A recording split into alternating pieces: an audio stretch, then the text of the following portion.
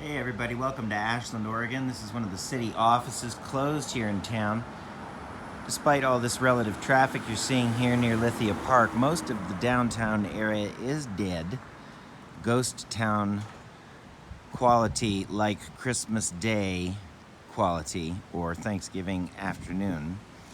This is Lithia Park, a famous park that was designed by the same landscape architect that designed Golden Gate Park. That behind you, behind the park, is the oldest Elizabethan stage in America, the Oregon Shakespeare Festival, where I have actually performed. So, let's flip this around. So this is a video about social distancing and what these people who have made these orders are trying to encourage you to do. I just want you to see it in the proper context. By the way, I'm out here in the sun because if you don't get your vitamin D right about now, i.e. you stay inside, you're actually going to hurt real bad. And in fact, if you're hurting right now, it's not because you're succumbing to fear, probably. It's because it's spring tomorrow and you're not outside with people in the park playing frisbee. And if you were doing that and not fearful and not in front of the Netflix or trying to get the latest news from Washington, you might actually feel a little better. Go figure. So I'm outside. I go and try to meet as many people as possible. Obviously, I'm not giving them high fives or shaking hands or hugging. I do this little elbow bump now, however cool that is. But the essence of what's happening is this, in my eyes. Right in the heated political election season, right in the midst of a democratic crisis in the world, and I do mean in the world, because you have numerous autocratic leaders, from Putin to Trump to Bolsonaro to Erdogan of Turkey to Assad of Syria to the current Prime Minister of India, to many others, including the Prime Minister of Australia, who has more or less rolled back all government subsidies for renewables, and it's virtually impossible to start a new wind farm anywhere in Australia right now, which I know because I'm connected to the wind industry there, or any other major renewables like utility-scale solar, because there are no major government subsidies. They are a coal-producing nation, folks. Queensland, Australia. Brazil is a tree-producing nation. You see, this is how the global jackals of the World Bank and the IMF have engineered everything, is so that one country specializes in one major export. Makes it easier for the bean counters in The Hague or wherever the Bank of International Settlements that values all the world's assets and debts. Now, let's talk about this coronavirus thing from the standpoint of the global economy just for a moment, if we may. Since it's not really a true health crisis, it's just a scare. What's really happening is the consumer confidence index has probably plummeted further in a few weeks than it ever has in history, which is why it's so easy to pass an $850 billion stimulus package in both the EU and in the US. It's happening right now. So that's about $2 trillion. Plus the World Bank just injected, it was either the World Bank or the IMF or both of them together, just injected another $1 trillion. So the world just went into debt, $3 trillion in a week. Now, if that doesn't tell you that the economy itself is in free fall, with or without the pandemic scare, i.e. hanging by a thread, if not overvalued to the point of risking hyperinflation, what we're now experiencing is a form of quantitative easing, okay? Now, quantitative easing is what they used in 2008 to bail out the banks. And various other forms of quantitative easing are being used, such as slashing interest rates at the Fed, etc. The rate at which banks can borrow from one another at one point after 2008 was very nearly zero interest. and it's now 1% or less, 0.5%, I guess. So it's back to where it was 2008 time, and now we are saying that it's due to the fact that we have to send everybody home and nobody can work. 33% increase in jobless reports in the United States in the last week. How long will this continue, and how high will the jobs loss quotient rise? We don't know. Okay, but where we're at is over a precipice without a bungee cord, because if the governments of the world determine that the coronavirus is too much of a stressor on the world economy for it to maintain its current shape and form, they will implement global austerity measures such as devaluing currencies. I mean, if the stock market fall cannot be stemmed or curtailed or otherwise mitigated, guess what comes next? Currency markets.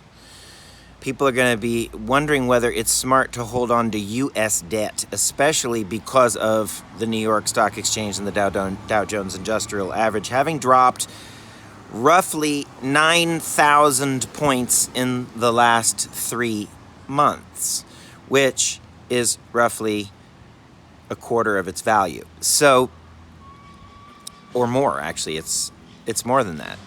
It's like a third almost of its value. So,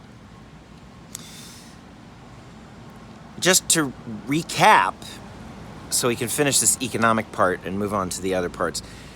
There were the 3 worst losses on the stock market since 1987. And one of those 3 losses was the worst loss ever in history, even more than in 1929.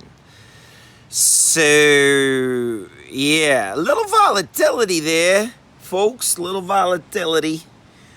Oh, the sun feels so freaking good. All right, now let's move on to the other aspects of social engineering. And then finally, what are the real health concerns? And the health concerns are not about the virus itself, but about our health as a people. So let's go for number 2 first, which is, all right, take a breath, Andrew. Take a breath, take a breath. The social engineering. Now, what's going on here, folks, is narrative control. And here is what you're being told. And you know this already, so I don't really even have to tell you, but just bear with me for a second. I'm just going to illustrate a point. Okay? Thanks for watching this video, and please subscribe to the channel. All right. I am grateful to my loyal viewers. Social engineering is about narrative control. Now, what that means is you are being told to believe something, and you believe it, or if you don't believe it, you will be shamed into believing it by the consensus reality that has effectively been foisted on the entire population by means of pulling the wool over their eyes, i.e. through fear, propaganda, and other forms of manipulative newscasting.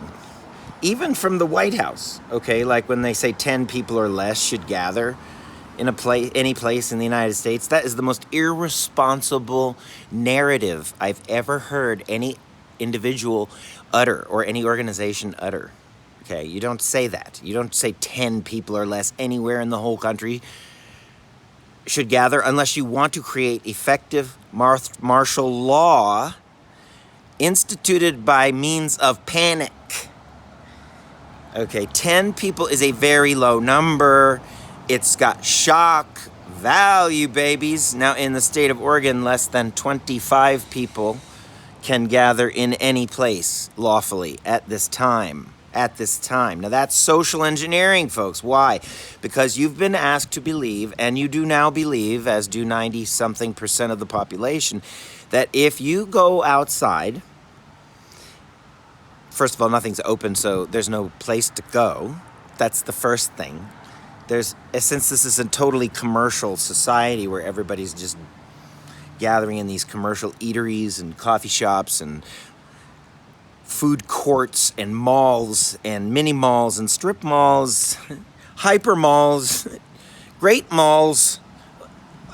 All these places are closed now. Nobody can gather. Okay, so there's no town halls, no Chautauqua movement, no place to gather.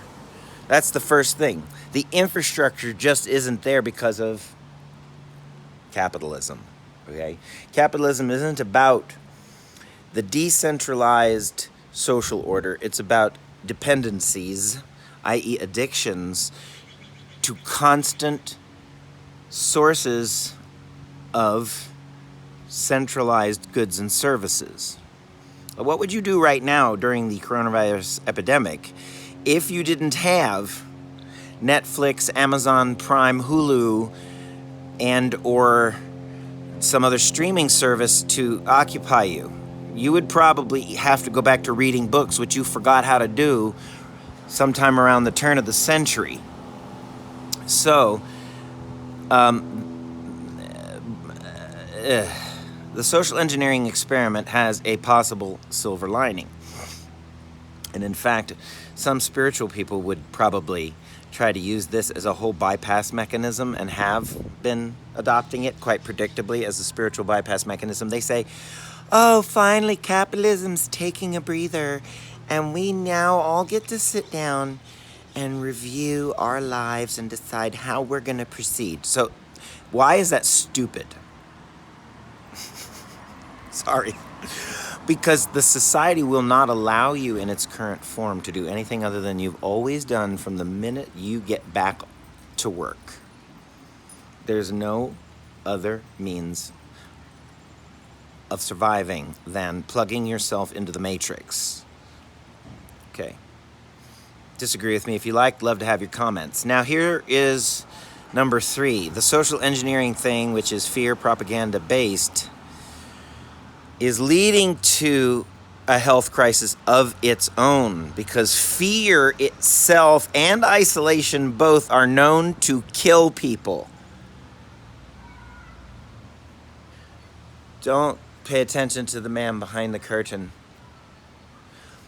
Fear and isolation are known to kill people. In fact, in the UK, their policy for the elderly above 70 years of age is to isolate them utterly in their homes by mandate, by force.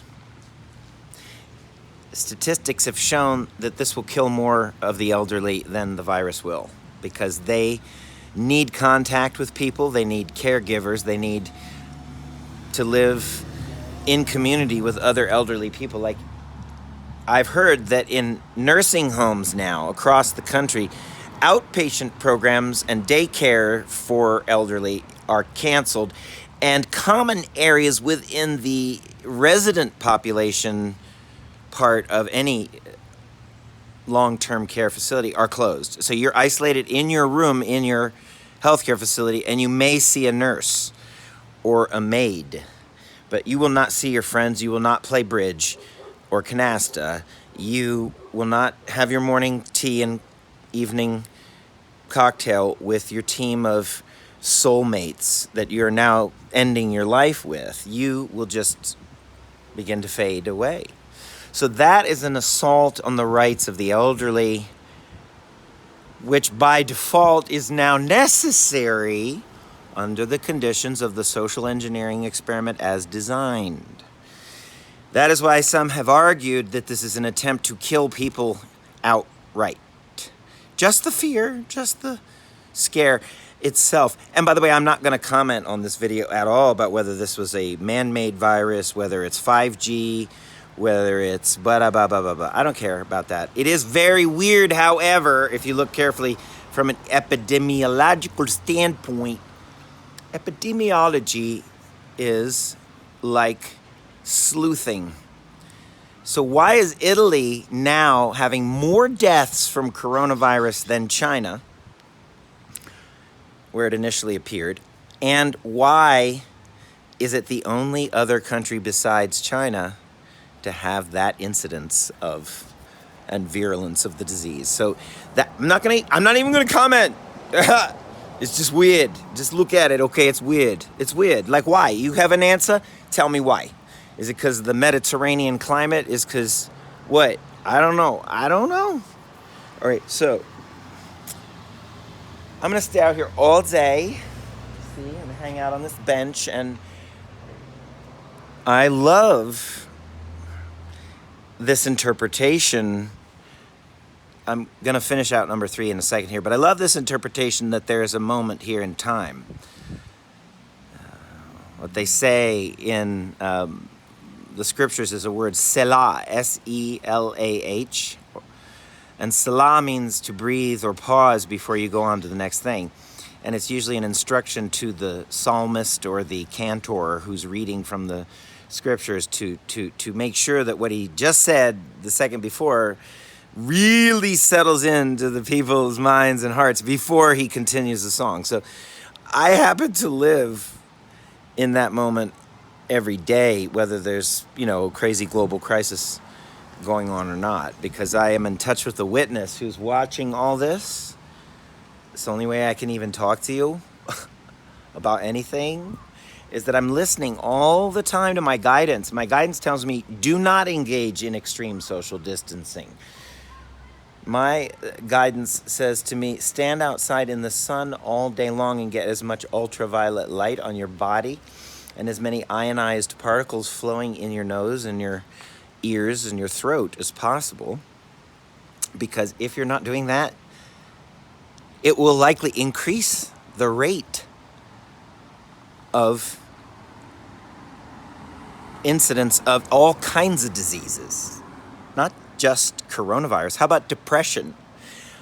I've been waiting for this day all winter to be able to get out the day before spring and enjoy the outside. And there's nobody out here with me except a few elderly people and dog walkers.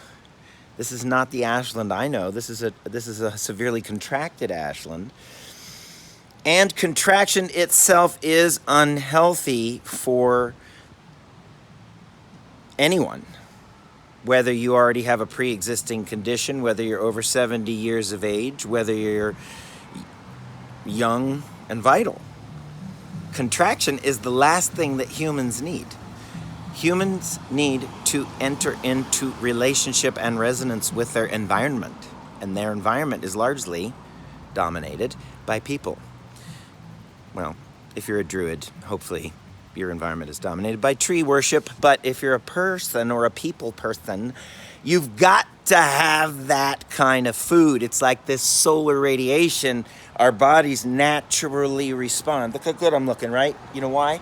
This is another piece. I knew there was going to be a food crisis for over 10 years. And this is the end of the video here, but I eat 500 calories a day and I work out all the time, and I'm never without at least 8 to 10 hours of good energy every day. Why? Because I don't eat crap like carbohydrates. I hardly eat carbohydrates at all unless I need some super quick energy to fix my blood sugar or something. And usually that'll be something like a nice toasted gourmet crouton with herbs and olive oil on it. Because you need the fats, the proteins, the macromolecules from high density nutrition, and you need all of that daily. Now, I noticed some police officers coming down the street here, so let's see if they stop and talk to me or anything. But in all honesty, I need to finish up by telling you that the orders that are being given us are the absolute opposite orders that any of us should follow. Where we are today is at an absolute crossroads where human contact and connection is indispensable. There is no way to do without it, and there is no way to advance civilization without it. It ain't happening over social media, friends. You have to get out and see your people, and the orders are now to not do that. So where we go with that is we choose to defy these bans on public gatherings, and we do that in a systematic way, just like Occupy did. Because democracy depends on it, because our personal health and wealth as a culture, as a society, as an economy, all thoroughly depend on us being in contact with one another on an ever-increasing basis, not even with a 4-week or 8-week hiatus just to stem the tide of a global pandemic. That is not in any way acceptable at this time. Primaries are being canceled in various states, and the turnout in the states where there are primaries today is a dubious result at best, because who is going out to vote right now? It's a skewed result. They should cancel the elections outright, but they won't. And you know who will win, because the elections are all rigged at the level of the voting machines, et cetera, et cetera, et cetera. So I'm not telling you anything you don't know. I'm just telling you to pay attention to the fact that everything the news is telling you is a lie. You're not at risk of dying from this virus. You might get sick, but you could also get a flu. I had bronchitis for 10 months before this whole fucking scare happened. And I'm 100% convinced that my body is robust and resilient, even though I'm 51 years old. Oh, very, very scary. Ooh. No, I can make it. I'm going to live. Even if I get sick, even if I have to go into my house for 10 weeks or whatever, like I've already done to heal bronchitis in the last year. So what? Why do we have to shut down all basic services? Why do we have to ration goods? Why is the food system itself now totally breaking? And that's my final point. My local food co-op could not replenish its food that was swiped by all the panicked buyers. Because why? Every time they order a truckload of food, only 1/4 of what they order comes with the shipment. And then the distributor's like, oh, sorry, we'll get the rest to you as soon as we can. That's happening all over the country, okay? It's not just an isolated incident. Shelves remain empty a week on from the original panic buying of last weekend. Social engineering, friends. But it does reveal that our food system was always broken and always vulnerable to this. I've been saying it for 10 years.